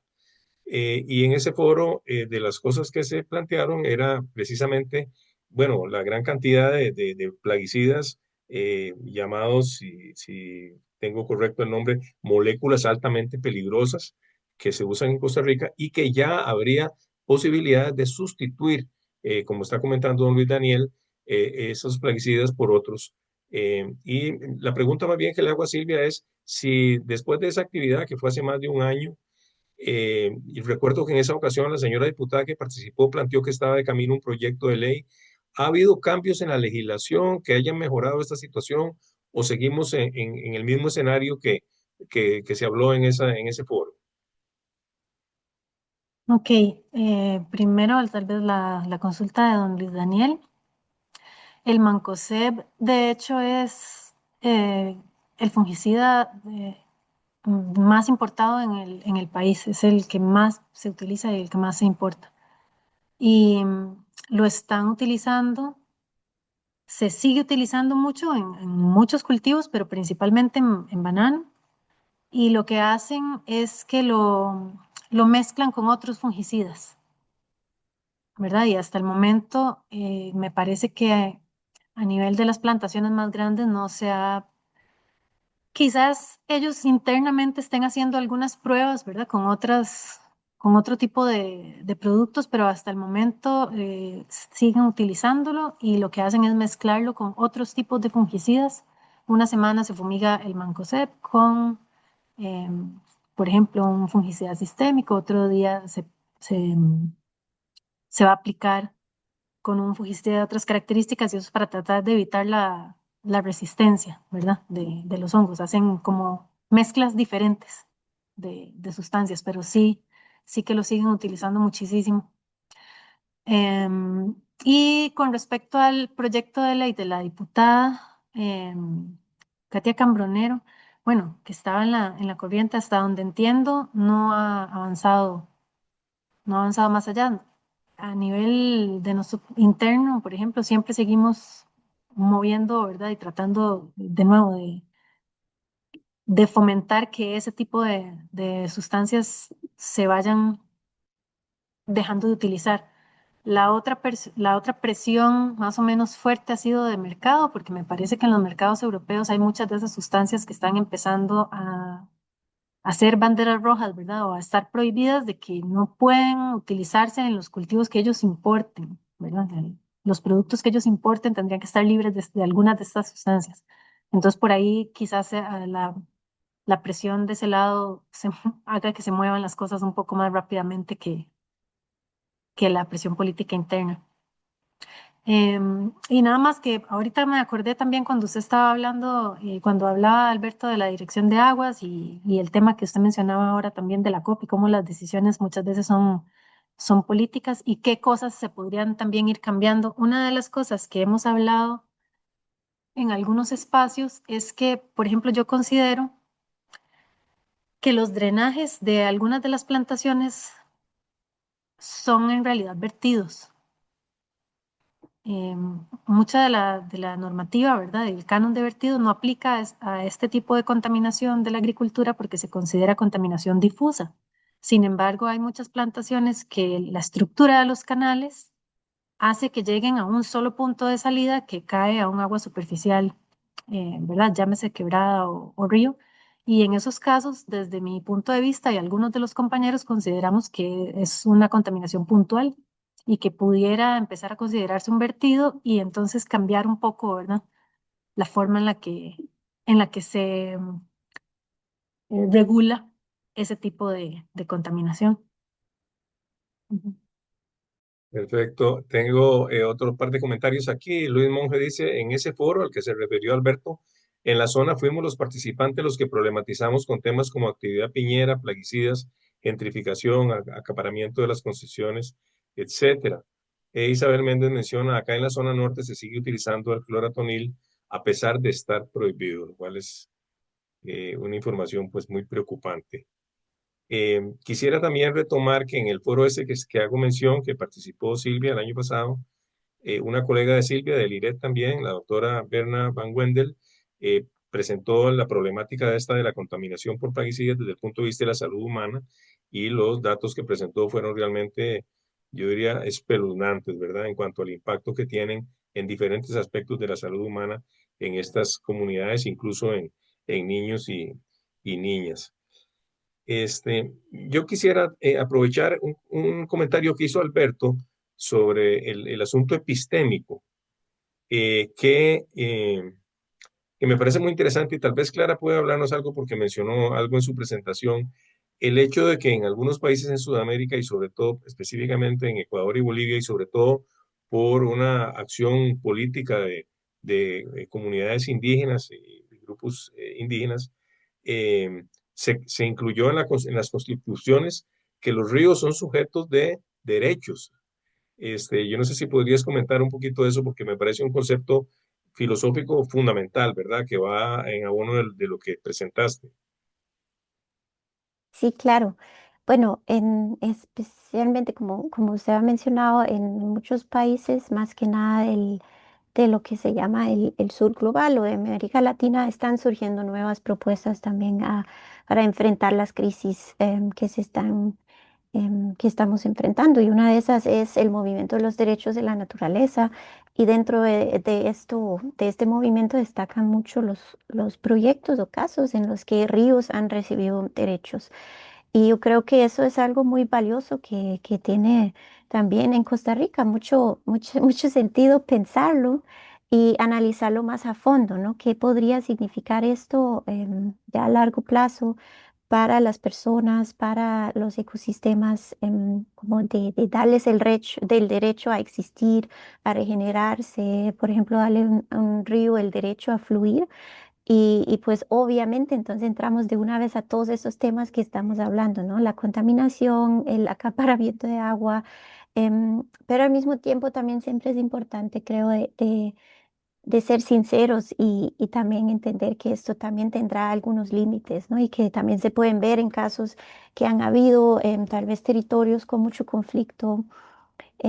Salen muchas preguntas de cómo podemos hacerlo para que realmente las necesidades de personas, de comunidades estén también protegidas bajo esos sistemas de derechos del ambiente y también ver que cambios en los gobiernos, como lo acabamos de ver también en Ecuador, ¿no? Que pueden haber siempre otra vez estos contraimpulsos. Entonces, si se hacen enfoques de derecho a la naturaleza, ¿cómo las podemos hacer suficientemente firmes em, para que sobrelleven tal vez políticas neoliberalistas que van a estar tal vez tratando de cooptar otra vez o de negar otra vez estos derechos? Pero pues, dichosamente hemos visto que en Ecuador la sociedad civil es muy fuerte y decidida de que sí querían mantener los derechos de la naturaleza ya en su constitución, como lo tienen desde el año 2008, y pienso que eso es, para mí, en realidad, aunque tal vez hoy a veces todavía se coopten,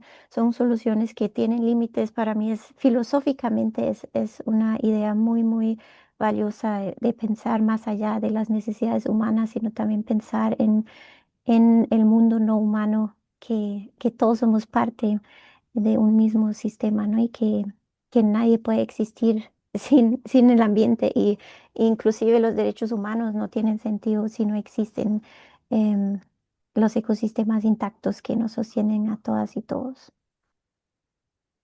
Gracias. Aquí hay una pregunta de Mario Mora. Dice, ¿qué recomendaciones se pueden dar a la sociedad civil a través de una ley para variar esos precios de los canon por la explotación de las aguas de los ríos por parte de los grandes productores? No sé, Alberto, si quieres referirte a eso. Sí, bueno, sin lugar a dudas es un reto muy complejo, no es fácil, ¿verdad? Lograr incidir a nivel normativo de política pública. En este caso, afortunadamente, ya tenemos un trabajo realizado, que es el de Dani Villalobos, que yo hice de referencia. Ahí ya hay un estudio, lo que pasa es que el estudio de él es enfocado en Pacífico Central, pero me parece que podría ser una base para eventualmente una política nacional, eh, una política alternativa de gestión de las concesiones. O sea, ya está esa, digamos, el referente ya lo tenemos, afortunadamente. Eh, lo que haría falta es mucha organización política para hacer eso viable, porque obviamente eh, habría mucha resistencia de parte de los sectores que hoy día se benefician del régimen vigente, ¿verdad? Que hacen uso del agua casi que sin límites y a precios muy bajos, obviamente habría resistencias. Y de hecho por eso es de que no se ha logrado cambiar hasta ahora. Pero yo respondería esa pregunta en dos niveles. Uno, que elaboremos teóricamente y técnicamente cuál es el modelo alternativo que queremos. Y dos, organización social y política para hacer eso viable. Muy bien, no tenemos más comentarios ni preguntas en el chat, entonces vamos llegando al final de este foro que ha sido excelente en la calidad de las presentaciones y en la problemática que se ha planteado. Yo quisiera terminar comentando y repitiendo, reiterando algo que se ha mencionado a lo largo del foro, y es, por un lado, la importancia de la acción política y social a nivel de base de comunidades organizadas en defensa de los ríos, en defensa del uso del agua, en defensa de escenarios de mayor justicia ambiental y social, por un lado. Y bueno, hay ejemplos muy importantes de éxito en este tipo de luchas. Aquí se mencionaron varios ejemplos y pues cabe destacar también un tema que ha trabajado Alberto en sus investigaciones, el éxito que han tenido estos movimientos comunitarios para oponerse a la construcción de represas en la zona sur de Costa Rica, que ha sido muy exitosa y se han frenado muchos proyectos de construcción de represa para beneficio de las comunidades y de los ríos.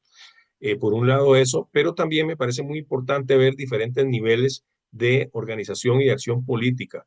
Y claramente un nivel importante, aparte de la acción comunitaria, es la incidencia que se pueda tener en la legislación mediante la presentación de propuestas de proyectos de ley, ya sea a través de fracciones legislativas o a través de esta modalidad de presentación de proyectos por iniciativas ciudadanas. Y en ese sentido, y siguiendo con lo que comentó Alberto, del bajo nivel técnico y científico que tienen estos esquemas dominantes en la gobernanza del agua y en el uso del agua y los recursos naturales, la importancia de que la comunidad académica se vincule fuertemente de manera orgánica con estos grupos organizados de la base social costarricense, y un ejemplo excelente es el IRET y otros grupos de la comunidad académica costarricense que manejan esta sólida información científica, tanto en el ámbito de ciencias naturales como de ciencias sociales, para que hagan un enlace, una cooperación o una alianza estratégica con estos grupos comunitarios, de manera que de esa unión de fuerza comunitaria de base y de fuerza académica de parte de nuestras universidades públicas puedan surgir propuestas que se lleven a la corriente legislativa para cambiar algunos de estos escenarios. De manera que hay mucho trabajo por hacer y se han dado hoy muchísimas ideas de cómo seguir luchando. Hay que tener esperanza. Hay muchas fuerzas democráticas en la base social costarricense, fuerzas vivas que luchan por estas cosas que hemos hablado hoy, y pues creo que hay que mantener la llama de la esperanza muy encendida en este campo. Ha habido varios comentarios de don Luis Monge, de Oscar Beita, de Elena Salas y Luis Daniel Ureña, agradeciendo a las personas panelistas por el foro, y pues nosotros les agradecemos que también a los panelistas y a las panelistas y al panelista, a Silvia, Alberto y a Clara por sus presentaciones, por su anuencia a participar, a todas las personas que han seguido esta actividad. Les informamos que los foros, los videos de los foros de la Alianza por una Vida Digna y Surcos quedan en el canal de YouTube de la Alianza por una Vida Digna, y que también tenemos páginas de Instagram y Facebook donde se divulgan videos cortos de estos foros y otro tipo de noticias. Bueno, sin más, por el momento, agradeciéndoles a todos su presencia, su participación, muy especialmente a Silvia, Alberto y Clara por sus excelentes presentaciones, y a todas las demás personas que han seguido esta transmisión, les deseamos que tengan muy buenas noches.